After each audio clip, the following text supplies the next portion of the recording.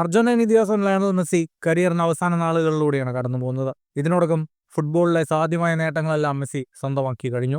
Messi ബൂട്ടഴിക്കുമ്പോഴേക്ക് മെസ്സിയുടെ മകൻ Thiago ഫുട്ബോളിൽ സജീവമാവുമെന്ന് ഉറപ്പായി കഴിഞ്ഞു.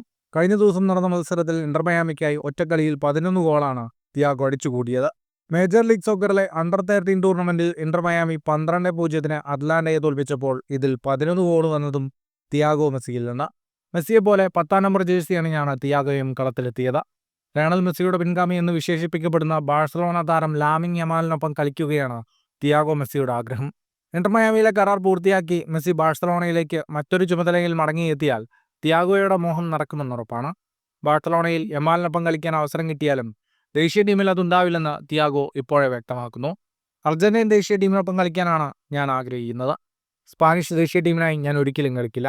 തന്നെ അങ്ങനെ സമ്മതിപ്പിക്കാൻ അവർക്ക് കഴിയില്ലെന്നും തിയാഗോ പറയുന്നു. ഫുട്ബോൾ ലോകത്തെ കൂടുതൽ വാർത്തകൾക്കും വിശേഷങ്ങൾക്കുമായി സ്പോർട്സ് കഫേ സബ്സ്ക്രൈബ് ചെയ്യുക.